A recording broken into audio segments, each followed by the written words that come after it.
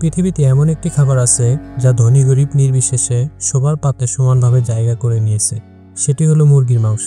আজ মুরগি এতটাই জনপ্রিয় যে বিশ্বের প্রায় প্রতিটি অঞ্চলে মানুষের খাদ্য চাহিদা পূরণে প্রতিদিন অসংখ্য মুরগি জবাই করা হয়। চমকে যাবেন শুনলে, প্রতি সেকেন্ডে প্রায় 3 থেকে 4 হাজার মুরগি, প্রতিদিন প্রায় 20 থেকে 22 কোটি মুরগি মানুষের খাদ্যে পরিণত হয়। আর বছরে প্রায় 7,000 থেকে 8,000 কোটি মুরগি লাগে মানুষের পেট ভরাতে।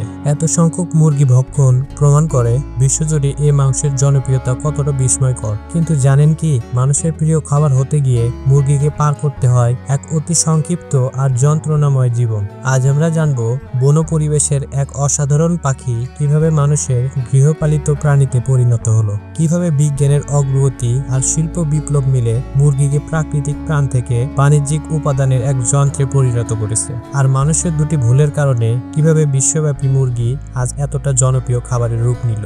মুরগির ইতিহাস আসলে শুরু হয়েছে আমাদের এই উপমহাদেশেই। বিজ্ঞানীরা মনে করেন ভারতীয় উপমহাদেশ, দক্ষিণ পূর্ব এশিয়া এবং দক্ষিণ চীনের কিছু অঞ্চলে প্রায় 8,000 থেকে 10,000 বছর আগে বনের ভিতর এক প্রজাতির বন পাখি ঘুরে বেড়াতো, যাদের বৈজ্ঞানিক নাম ছিল রেড জঙ্গল ফাউল।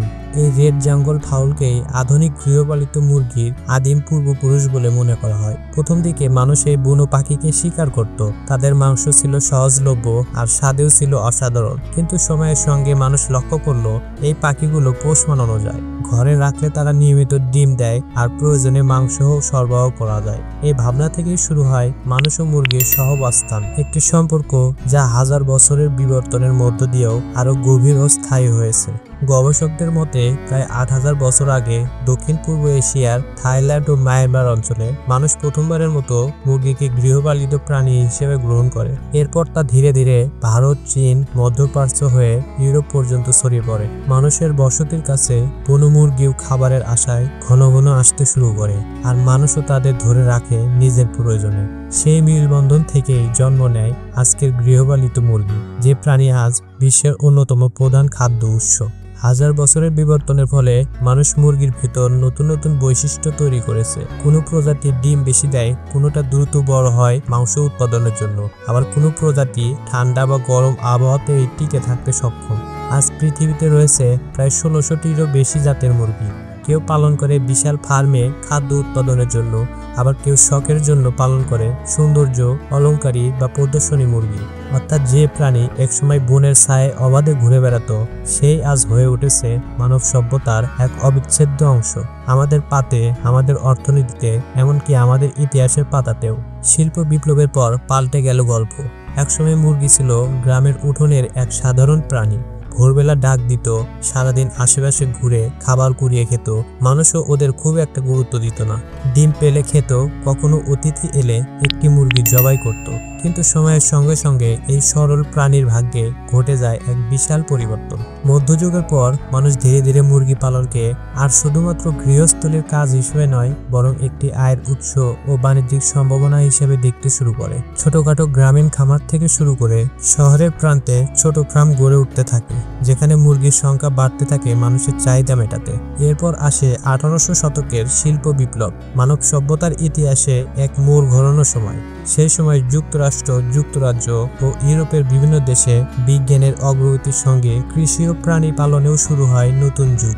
বিজ্ঞানীরা খুঁজে বের করতে থাকেন কিভাবে মুরগির বৃদ্ধি দ্রুত করা যায়, কিভাবে ডিম উৎপাদন বাড়ানো যায়, কিভাবে রোগ কমানো যায়। এই সময় আবিষ্কৃত হয় নিয়ন্ত্রিত খাদ্য বা ফিড, যা প্রাকৃতিক খাদ্যের তুলনায় অনেক বেশি পুষ্টিকর ও কার্যকর। গড়ে ওঠে আবদ্ধ খামার, যেখানে মুরগির জন্য আলাদা তাপমাত্রা, আলো ও আর্দ্রতা নিয়ন্ত্রণ করা হতো। আরো উন্নত হয় প্রজনন প্রযুক্তি। বেছে বেছে এমন মুরগির জন্ম দেওয়া শুরু হলো যাদের ডিম বেশি দ্রুত বড় হয়। তবে তখনও মুরগি ছিল মূলত ডিমের উৎস। মুরগির মাংস তখন বিলাসবহুল খাবার। বিশেষ অনুষ্ঠান বা উৎসবেই তা পরিবেশন করা হতো। সাধারণ মানুষ তখনও প্রতিদিন মুরগির মাংস খাওয়ার সামর্থ্য রাখত না। 1900 শতকের শেষ দিকে এসে পরিস্থিতি বদলাতে শুরু করে। যুক্তরাষ্ট্রে প্রথম বাণিজ্যিক পোল্ট্রি ফার্ম গড়ে ওঠে, যেখানে লক্ষ্য ছিল মুরগির মাংসের সরবরাহ বাড়ানো। 20 শতকের শুরুতে যখন রেফ্রিজারেশন প্রযুক্তি বা ঠান্ডা সংরক্ষণ ব্যবস্থা উদ্ভাবিত হলো, তখন মুরগির মাংস দীর্ঘদিন সংরক্ষণ করা সম্ভব হয়। এতেই শুরু হয় নতুন এক অধ্যায়, বাণিজ্যিক মুরগি উৎপাদনের যুগ। অল্প সময়ের মধ্যেই ইউরোপ, আমেরিকা এমনকি এশিয়ার দেশগুলোতেও এই ধারণা ছড়িয়ে পড়ে।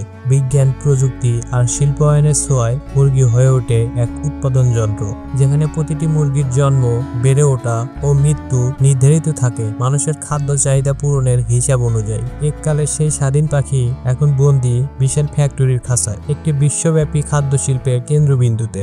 সেই সময় সবচেয়ে জনপ্রিয় ছিল ডেলাওয়্যার ও নিউ হ্যাম্পশায়ার প্রজাতির মুরগি, যারা ধীরে ধীরে বড় হতো কিন্তু ডিম দিত নিয়মিত। কিন্তু শিল্প বিপ্লবের পর আমেরিকান সমাজে খাদ্য চাহিদা দ্রুত বাড়তে থাকে। সহায়তার সঙ্গে সঙ্গে মানুষ ঘরে মুরগি পালন বন্ধ করে দেয়, আর একই সঙ্গে শুরু হয় বাণিজ্যিক মাংস উৎপাদনের চাহিদা। ডিম নয়, এখন মানুষ চায় দ্রুত বড় হওয়া মুরগি, যা অল্প সময়ে বাজারে বিক্রি করা যায়। ঠিক সেই সময়ে ঘটে যায় এক অবিশ্বাস্য ভুল। 1930-এর দশকে যুক্তরাষ্ট্রের ডেলাওয়্যার অঙ্গরাজ্যে মুরগির নতুন জাত তৈরির জন্য ক্রস ব্রিডিং পরীক্ষা চালাচ্ছিল। তারা হোয়াইট কর্নিশ ও হোয়াইট প্লিমাউথ রক প্রজাতির মুরগিকে মিশিয়ে একটি নতুন প্রজাতি তৈরির চেষ্টা করছিল। উদ্দেশ্য ছিল এমন মুরগি তৈরি করা যেটি ডিম ও মাংস দুটিতেই উপযোগী হবে। কিন্তু পরীক্ষার ফলাফল প্রত্যাশার চেয়ে সম্পূর্ণ আলাদা হলো। এই নতুন সংকর প্রজাতির মুরগিটি ডিম খুব কম দিলেও অবিশ্বাস্য দ্রুততায় বড় হতে শুরু করলো। কয়েক সপ্তাহের মধ্যেই তাদের ওজন প্রায় দ্বিগুণ হয়ে যাচ্ছিল, আর মাংস ছিল নরম ও রসালো। প্রথমে সবাই ভাবলো এটি এক ভুল প্রজাতি, কারণ এরা প্রচলিত মান অনুযায়ী কার্যকর নয়। কিন্তু ব্যবসায়ীরা দ্রুত বুঝে ফেললো এই ভুলটাই হতে পারে ভবিষ্যতের সবচেয়ে লাভজনক আবিষ্কার। এই সংকর জাতকেই পরে ব্রয়লার মুরগি বলা হয়, যার লক্ষ্য একটাই, যত দ্রুত সম্ভব বড় হওয়া এবং মাংস সরবরাহ করা।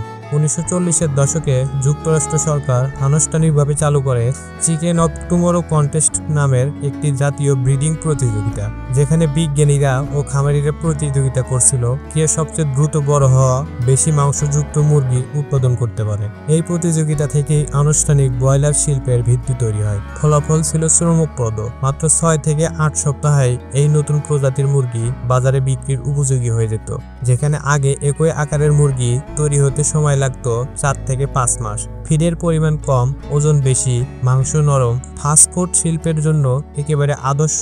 20 শতকের মাঝামাঝি থেকে যুক্তরাষ্ট্র ও ইউরোপ জুড়ে ব্রয়লার খামার গড়ে উঠতে শুরু করে। বড় বড় কোম্পানি শুরু করে বাণিজ্যিক স্কেলে মুরগি উৎপাদন, যেখানে লক্ষ লক্ষ ব্রয়লার মুরগি একই সঙ্গে বড় করা হতো বিশাল এক ফ্যাক্টরির মতো পরিবেশে। একটি সাধারণ ভুল থেকে জন্ম নেওয়া সেই প্রজাতি আজ বিশ্বের সবচেয়ে বেশি খাওয়া মাংসের উৎস। অর্থাৎ এক দুর্ঘটনায় বদলে দিয়েছে খাদ্য শিল্পের ইতিহাস এবং মানব জাতির দৈনন্দিন খাবারের ধরন। বাংলাদেশে মুরগির যাত্রা। 1954 সালে বাংলাদেশ অর্থাৎ তৎকালীন পূর্ব পাকিস্তান আমলে পোল্ট্রি শিল্পের সূচনা হয়, সরকারিভাবে প্রথম গভর্নমেন্ট পোল্ট্রি ফার্ম স্থাপনের মাধ্যমে। তবে তখনও এটি ছিল সীমিত পর্যায়ে, মূলত সরকারি প্রশিক্ষণ ও গবেষণার মধ্যে সীমাবদ্ধ। 1980 থেকে 90-এর দশকে যখন বেসরকারি খামারগুলো গড়ে উঠতে শুরু করলো, তখন শুরু হয় বাংলাদেশে পোল্ট্রি বিপ্লব। 2000 সালের পর দ্রুত বর্ধমান শহরাঞ্চলে ব্রয়লার ও লেয়ার মুরগি জনপ্রিয় হয়ে ওঠে। এই সময় বাংলাদেশের বাজারে নতুন একটি প্রজাতির আগমন ঘটে, সোনালী মুরগি। এটি স্থানীয় দেশি মুরগি ও বিদেশি কক জাতের সংকর মুরগি। দেশি মুরগির স্বাদ থাকায় এটি মানুষের মনে খুব দ্রুত জায়গা করে নেয়। একসময় মানুষ মুরগি খেত তুলনামূলক কম, গরু, ছাগল বা মাছই ছিল প্রধান খাদ্য। কিন্তু 1950 থেকে 60-এর দশকে আমেরিকায় জন্ম নেয় ফাস্টফুড কালচার। এই সময় কেএফসি, ম্যাকডোনাল্ডস, বার্গার কিং মুরগির মাংসকে কেন্দ্র করে নানা রকম নতুন খাবার তৈরি শুরু করে। Fried chicken, chicken nuggets, burger ইত্যাদি। বিশ্বজুড়ে মুরগির চাহিদা বিস্ফোরণ ঘটায়। অনেক দেশে এর চাহিদা 200 থেকে 300% পর্যন্ত বেড়ে যায়। আজ পৃথিবীর কোনো দেশেই বাকি নেই মুরগির মাংস খাওয়া। এটি হয়ে উঠেছে বিশ্বব্যাপী প্রোটিনের উৎস। আজ মুরগি আর প্রাণী নয়, বরং এটি উৎপাদন যন্ত্রে পরিণত হয়েছে। মানুষের পেট ভরানোর এই শিল্প আসলে এক নির্মম প্রতিযোগিতা, যেখানে মুনাফা জিতছে কিন্তু মানবতা হারাচ্ছে। মুরগি একসময় ছিল জঙ্গলের বন্য পাখি, আজ সেটা বিশ্বের সবচেয়ে বেশি খাওয়া প্রাণী। মানুষের দুটি ভুল, বিজ্ঞানের অগ্রগতি আর ব্যবসার লোভ, সব মিলে মুরগির জীবনটাই বদলে দিয়েছে। ভিডিওটি ভালো লাগলে লাইক করুন, বন্ধুদের সঙ্গে শেয়ার করুন আর কমেন্টে আপনার মতামত জানাতে ভুলবেন না। আমাদের ভিডিওগুলো ফেসবুকে দেখতে চাইলে আশ্চর্য আকাশ ফেসবুক পেজে লাইক দিন, ফলো করুন, সাথে চ্যানেলটি সাবস্ক্রাইব করে রাখুন, যেন এমন আরো অজানা তথ্য আপনার কাছে পৌঁছে দিতে পারি।